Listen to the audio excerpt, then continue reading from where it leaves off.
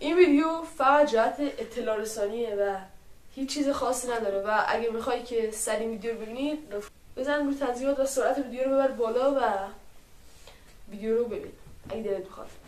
سلام. راستش این ویدیو سرگرم کننده نیست و فقط یه جهت اطلاع رسانی. من یه پروژه ساخته بودم 24 ساعت به جای آب نوشابه خورده بودم و راستش یکی از سخت‌ترین پروژه‌های زندگیم بود و یکی از سخت‌ترین ویدیوهایی بود که دارم گرفته بودم، چون که اصلا آب داخل یه روز کامل آب نخوره خیلیه. حالا شاید فکر کنید واقعا کار آسونیه، اما نه، واقعا کار آسونی نیست. و اون ویدیو کپی رایت خورد و شاید فکر کنید که مثلا مگه چی شده، حذفش کن دوباره بذار. خب من حافظه گوشیم خیلی پر بود. وقتی که ویدیوی 24 ساعت به جای آبشو بخوردم و ادیتش زدم گذاشتمش یوتیوب، دیگه همه چیزاشو پاک کردم، کلا همه تمام فایلا و چیزاشو کلا پاک کردم که بتونم ویدیو جدید بگیرم. حافظه گوشیم چون پر بود، برای همین کلا حذف شد و کپی رایت. فکر کنید مثلا کار آسونی بوده، شاید خیلی چیز مسخره بوده. خب واقعا یکی از سخت‌ترین ویدیوهایی بود که گرفته بودم، یکی از طولانی‌ترین ویدیوهایی بود که گرفته بودم، تقریبا نیم ساعت بود. آره بوده نیم ساعت، فقط ادیت شدهش نیم ساعت بود و خیلی سخت بود دیگه. ادیتش فقط بیشتر از 4 ساعت فکر کنم زمان برد و حالا سر ادیتش هم یه بدبختی داشتیم.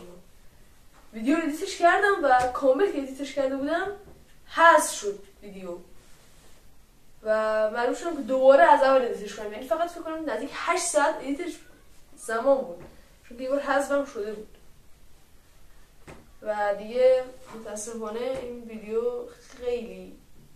ویدیو حذف شده و واقعا خیلی ضددار بود، واقعا ضددار بود و اصلا نمیدونم چی بگم. حالا تامنیلش هم میاد اینجا، اون موقع تامنیلم خیلی خوب نبود تقریبا یه ماه پیش، ولی الان رفتم آقا تلگرام و اینا، حالا یه بک‌گراندها و حالا یه چیزای باحالی حالا در آوردم، ادیتم یکم بهتر شده. حالا مثلا فرق این ادیتو ببین، مثلا فرق این تامنیل با این تامنیل کاملا مشخصه و خیلی ضددار بود. واقعا خیلی بده برای یه یوتیوبری که تازه شروع کرده و یه یوتیوبری که تازه کارشو شروع کرده یه ویدیو خفن که میسازه و میگه این ویدیو دیگه میترکه و ویدیوی بمب در میاد ازش و کپی رایت میخوره و تو دیگه واقعا کارت زنگ میشه، خیلی بده و نمیدونم چی بگم.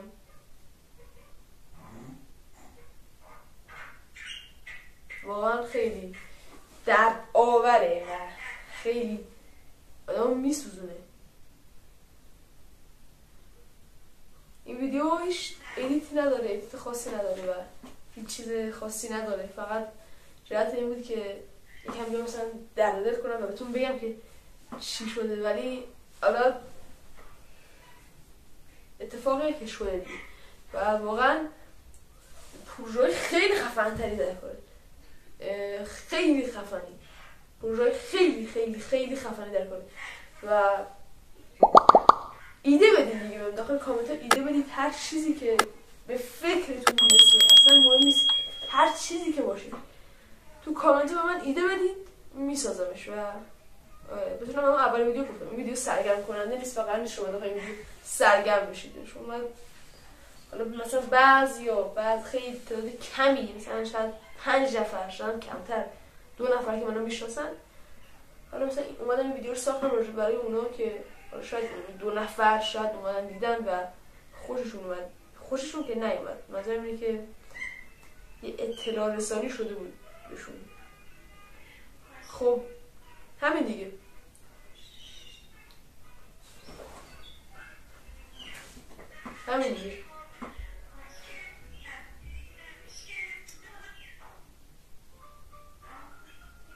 واقعا خیلی آدم میسوزه. 24 ساعت بدبختی بکشی، آخرش هم بیمارستانی بشی، مریض بشی، دل درد بگیری، حالت بد بشه، بالا بیاری، آخرش هم ادیتش 8 ساعت طول بکشه، از اون برسر ادیتش بعد وقتی بکشی، از اون برسر هر چیز دیگه، بعد دوباره یه دفعه کپی رایت بخوره و تو هم ویدیو رو کامل فایلاش حذف کردیش، راهی نیست، خیلی دردآوره و همین دیگه. واقعا ممنون که ویدیو رو دیدی تا اینجا. نمیدونم چه دلیلی داره که تو ویدیو رو تا اینجا دیدی، ولی خب مهم اینه که دیدی دیگه و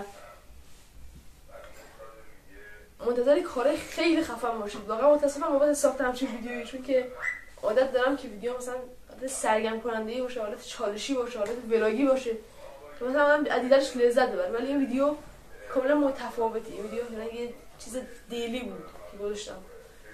همین دیگه، تا ویدیوی بعدی منتظر کارهای بعدی باشیم، منتظر کارهای جدید باشیم. تا ویدیوی بعدی، خداحافظ.